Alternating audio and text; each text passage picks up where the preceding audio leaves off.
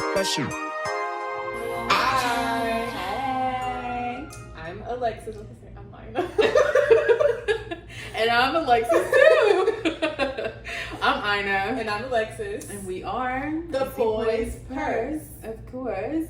So we are going to be starting a new little series called Bag Talk, because we both in our bags and we want you to be in our bags too. So basically the series is an effort for us to be more present and have a more consistent upload, and also just to share life experiences as incoming women in our career, in our business, in our relationship. So it's just gonna be, what we go through on a day-to-day basis or a week-to-week basis, and trying to help you navigate some of these things too. So we're gonna start off with what we're listening to and what we're watching. This week, I've been watching, obviously, Sweet Life, LA. I wrapped that up. And then Nine Perfect Strangers, Only Murders in the Building came out with a new episode. Last night, I rented the whole season of House of Ho. It's on HBO Max. It's about a Vietnamese family that is just buku wealthy and how they navigate their bag. That sounds cool. And I started something White Lotus. I don't know, something Lotus on HBO Max today. Stay tuned, I'm still trying to get into it. Okay, so this week I listened to Pressure by Ari Lennox. I'm paying her light bill a lot. And then, what else came out? I forgot. Something else came out. Chloe. I'm trying to get into that. Okay, the TikTok clip, the booty's so big, Lord have mercy. That little 30-second clip, that is good. But the song in general, like, it's not horrible, right? But it's not given what the clip gave. Like, it's a whole lot else going on as you go through the song. So, like, it's good, and I'm happy for my sis, but yeah, I ain't feeling it. That's how I feel about it too, because it's like I'm trying to give it a chance. So I've listened to it, I've watched her performance, and I support her. I think she's amazing, crazy talented, but I just can't. It's something about the song that I can't get into. It's giving to. It's like overprocessed. It's like too many bells and whistles going on. Overstimulating. Yeah. Girl, what am I focusing on? I can't. I don't know what the words are. Maybe that's it. Like, it's just too much that I can't get down the lyrics. And then what I've been watching, I've been rewatching Insecure because the next season is supposed to come out and I just want to be, aware. And then I finished watching Manifest last night. So good, crazy ending, crazy overwhelming show, but I watched it. And then, what else? Nine Perfect Strangers. I think every episode I'm a little more confused, but we move. And then the Only Murders in the Building too. I think that one's crazy because it's starting to take a turn.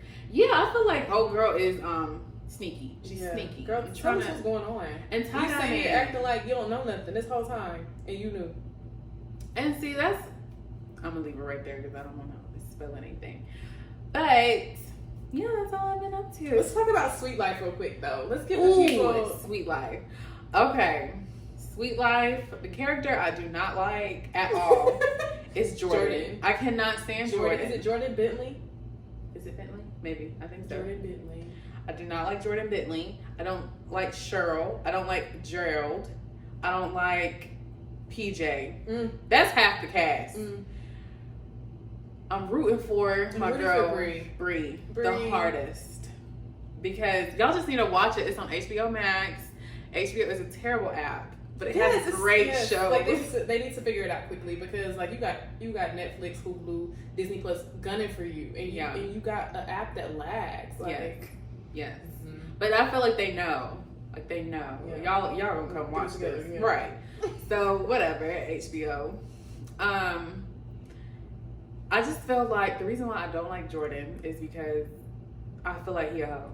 It's just that simple. Jordan, and I feel like they allow him to skate by because he's giving them chains and he has all this money. Like, no, you can still hold him accountable, because what he did in general was wrong. Like, he gonna say, oh well, Jalen is just, you'll see the situation when you watch it.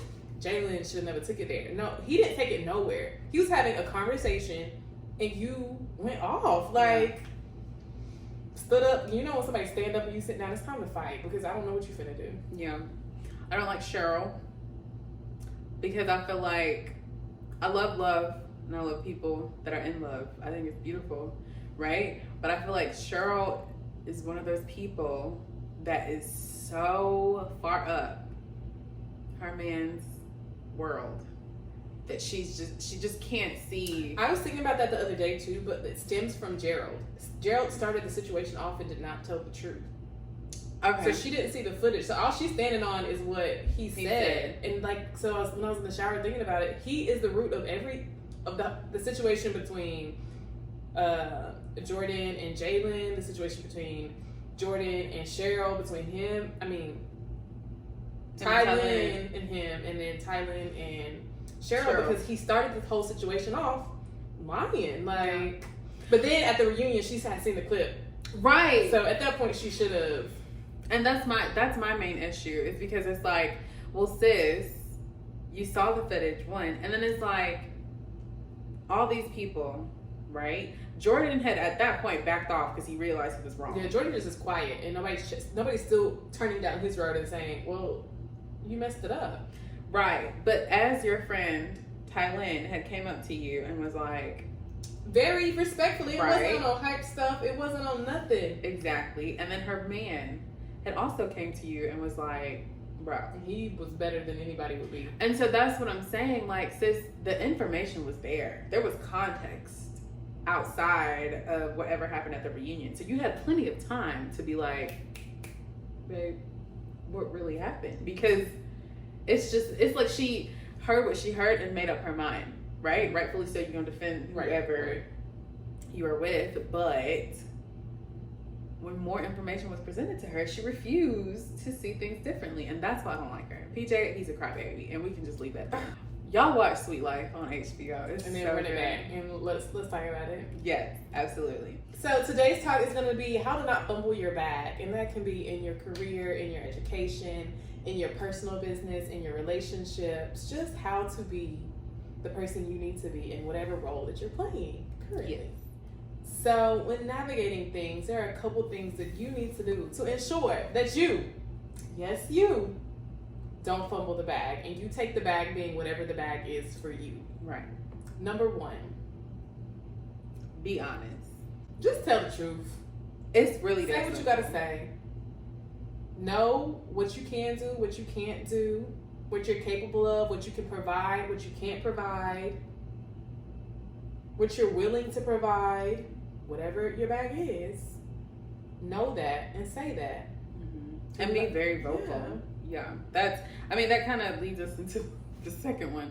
You have to communicate, right? In order not to mess up your bag. Like, it's so I would rather someone overly communicate than to under communicate, and then assumptions are made and things are taken out of context. So make sure you voice whatever is on your mind, whether you're upset, happy, whatever, because people can't read your mind.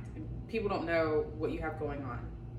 Just be clear about, your expectations. Like, and maybe you have to restate whatever you heard back to them to make sure you are interpreting it right. Like, to make sure there's no, missed signals, confusion, misinterpretations of what the person you're communicating or who has communicated to you what they need or whatever it may be.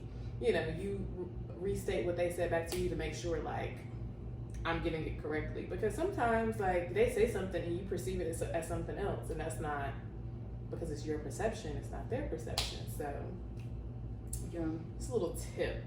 And it's also important, I think, when communicating, I'm talking in circles, it's also important to play your role. Whether you're the sender of the message or the receiver of the message. And realistically in the conversation, right? Your role is going to flip-flop. But it's important to focus on how to be receptive and how to make sure that it's and your message is interpreted well. Then thirdly, we think that know your worth. So, yeah. Oh, my bad. No. You have to know your worth. Like, whether that's in, again, business, personal, romance, whatever, like, knowing your worth is so important because you don't want to end up settling or selling yourself short, you know? And then just on the other end of that, like, you have to know your boundaries and what you will and will not tolerate, because otherwise, blurred lines. 1 and 2 are not gonna work because it just doesn't. You don't know what your bag is worth. Yeah. So what we want to say is, there's a lot we want to say, but the message is, if you have an expectation, make it clear. If it's not clear enough, repeat it. Yeah. If it changes in different terms, or like, you know, however best way that person, you know, some people read better than they can like listen, so maybe you need to write it out, like. And that's a part of over communicating put it too. In different formats, yeah. Just so that everyone is on the same page, things aren't misconstrued. Like, think about it when you're at work. You talk to somebody on the phone, and then you follow up with an email because what you're not about to do is play me. Do that, right? Right. Okay. So yeah, paper stamp, paper trail, all of it.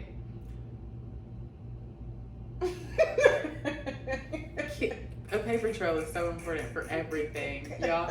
And maybe that's me being petty, because I will quickly type something in my phone because I keep things. So overall, we just want you guys to know that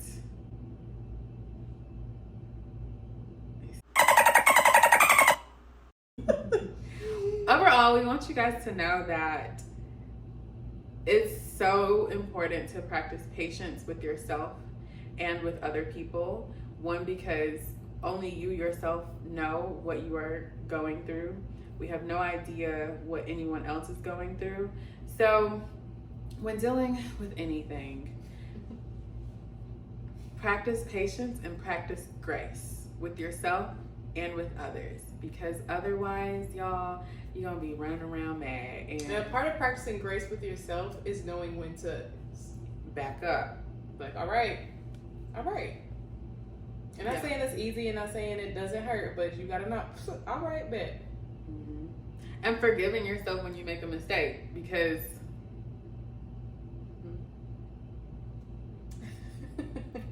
y'all, keep it cute, keep it classy, keep it rich. We see y'all next. And don't fumble the bag. Do not fumble the bag.